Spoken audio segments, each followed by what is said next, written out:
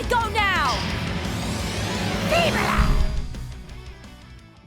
Hi, I'm Professor Silver, and today I'll explore Sableye's legacy in the Pokemon anime, expanding upon its battles, major storylines, and potential as an ace. While I personally reviewed over 40 of Sableye's distinct appearances throughout the series to put together today's video, I'll only be discussing its most notable moments because many of its minor ones were little more than background filler.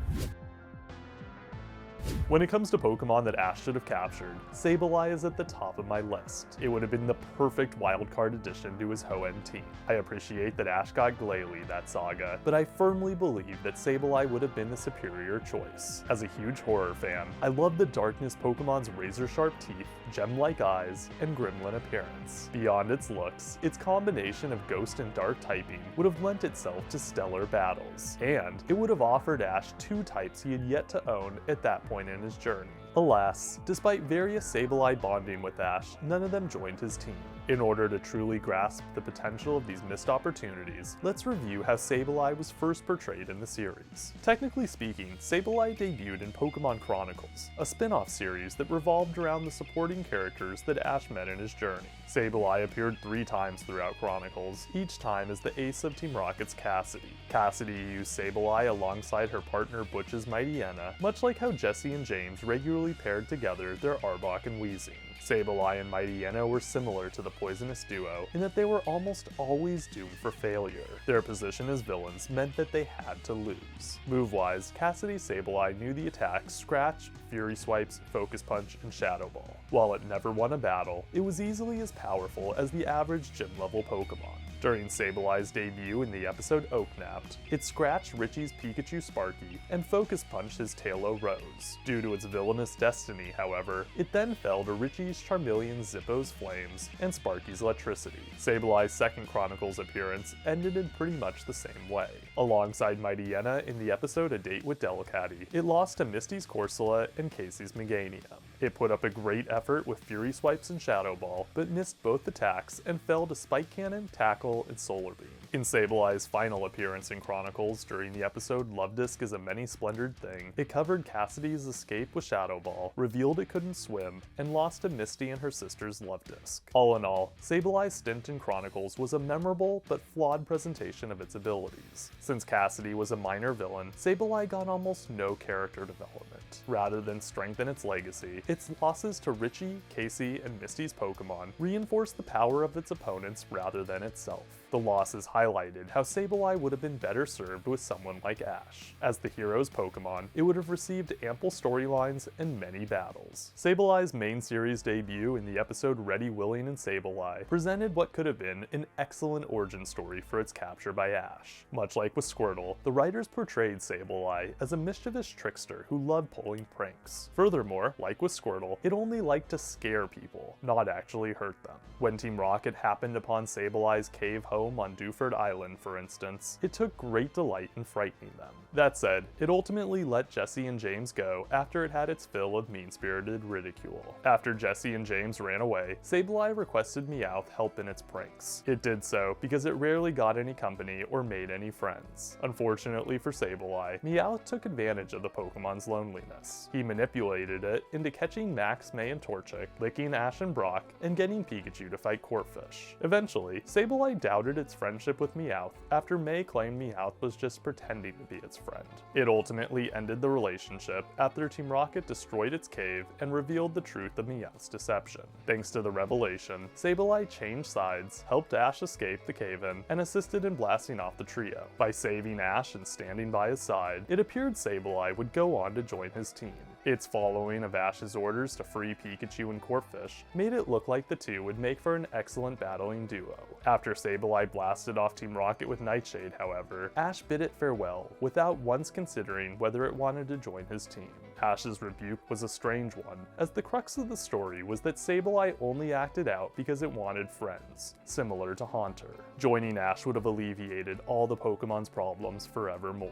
Sableye's not joining Ash's team left its potential for narrative growth forever untapped. Had it followed Ash, I think it would have made for a great recurring Pokemon similar to Sandile. I would have loved to see it follow Ash to the Dewford Gym and join him in his gym battle against Brawly's fighting types. Since Sableye is immune to fighting type attacks, it could have dominated both Machop and Hariyama. Thereafter, I would have enjoyed seeing Sableye prank Ash's Corphish as a recurring sight gag. At the Hoenn League, it would have been a dream of mine to see Sableye fight a Gengar. By having it defeat its Gen 1 predecessor, the writers would have established Sableye as the best ghost in the franchise. Unfortunately, the Dewford Island Sableye never appeared again. As a result, its species did little else of narrative note during the Hoenn and Battle Frontier sagas. In terms of major appearances, all Sableye did was cameo at the Lily Cove contest in Lessons in Lily Cove, and get a brief appearance at the Gardenia contest in What I Did for Love.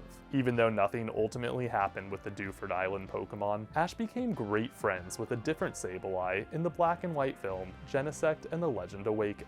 This Unovan Sableye, unlike its Dewford counterpart, was shy rather than brash. It bonded with Ash all throughout the film, but didn't join his team at movie's end. Had it done so, it would have been the first one of Ash's Pokemon to be caught in a movie. If it had joined Ash, it could have ventured with him to Kalos and become the first of his Pokemon to get a Mega form. As a Mega Sableye, I think it would have made for an awesome competitor to Corinna's Mega Lucario. Their battle would have been an epic one of mega proportions. Honestly, at the time of the Genesect film's debut, I thought that Sableye's inclusion meant that at the least, Ash would catch one in Kalos. I came to this conclusion because Pokemon film writers often hint at future captures by including the Pokemon in prominent movie roles. Sadly though, my hopes never came to fruition. Instead of being a main cast member in Kalos, all Sableye did was cameo in the Mega Evolution special, partake in the Pokemon Summer Camp competition, appear in a Hoopa short, and fight in a battle in the episode Cloudy Fate Bright Future. It fought under the control of a girl named Carrie alongside her Sigilyph. They fought Ash's Pikachu and Frogadier because their trainer Carrie believed that Ash represented a threat to Kalos. Seeing Sableye use Shadow Claw and Power Gem but lose to Aerial Ace was certainly cool, but it wasn't exactly the showdown I wanted. I would have much preferred that Ash use one at the Kalos League. My dreams of Ash having a Mega Sableye never came to fruition, but it's worth noting that a Mega Sableye did appear on the cover for the Kalos film, Volcanion and the Mechanical Marvel. Regrettably though, it didn't appear in the movie itself. It's a shame, as it would have made for a great addition to Alva's army of Mega Pokemon. For many of the other Megas that appeared, they got an epic battle, a great showcase of their abilities, and a chance to experience movie-level animation. All that said, in Sun and Moon, Sableye went on to make many appearances. Besides chilling in the background as animation filler, it trained at Clawmark Hill and Rocking Clawmark Hill, partook in a quick fantasy and first catch in Alola Ketchum style, appeared as a doll in one of Alolan Detective Lackey's TV broadcast in Crystal Clear Sleuthing, played ping pong and smashing with Sketch, and battled Ash's Lycanroc during Ash's Ula Ula Grand Trial with Nanu in Guiding and Awakening. As one of the Kahuna's 3 Dark-type Pokemon, Sableye was tasked with eliminating Lycanroc before it could complete Ash's trial. Admittedly, Sableye fought at a major advantage as Ash was only allowed to use one Pokemon against Nanu's 3. Even with that in mind though, the Gem-eyed Pokemon still put up a great showing of its abilities. It tried its best to win with Shadow Ball, Shadow Sneak, Mean Look, and Shadow Claw, but ultimately succumbed to the might of Lycanroc Stone Edge. What I loved most about Sableye's role in the battle is that it showcased the Pokemon's unique fighting style. It used Shadow Ball to attack from afar, Shadow Sneak to put its opponent on edge, Mean Look to immobilize Lycanroc, and Shadow Claw to emit major damage. Journeys offered Sableye a few more appearances, but they were mostly minor. Of note, it partook in a raid battle against Lugia in the episode Legend Go, Friends Go, battled Ash's team off-screen in the World Coronation series as shown in Trials of a Budding Master, led Ash to think that its eyes were Mega Stones in an adventure of mega proportions, and ate crystals in the Spectral Express. Sadly, none of the appearances hinted that Ash would one day catch a Sableye of his own. Outside of the Ash era anime, Sableye has featured in both the Mystery Dungeons Explorer of Sky special and the Omega Ruby and Alpha Sapphire animation. During the former, it fought Team Pokepals, and in the latter, it fought a hilarious Mega battle against a Mega Lopunny. Additionally, Sableye also appeared in the Ghost Carnival Pikachu short. During the special, it scared the gang's Pokemon, befriended them by cutting watermelon, and spooked Meowth and his friends. So far in Horizon, Sableye has done little but cameo. Given that the anime is still ongoing, however, it's possible Sableye will again step into the limelight. At this particular moment, though, its anime history is fraught with missed opportunities. Its appearances from Chronicles to Journeys underscored its true potential. Each encounter, whether it was with Cassidy or Ash himself, underlined the possibility of a deeper storyline. In conclusion, the unfulfilled prospect of Sableye joining Ash's team is a vivid reminder of the great stories that could have been told and all the entertaining battles we might have seen. For now, and perhaps forevermore, Sableye is a symbol of untapped potential in the Pokemon series. On that note, class is adjourned. I'm Professor Silver. Until next time, catch you later.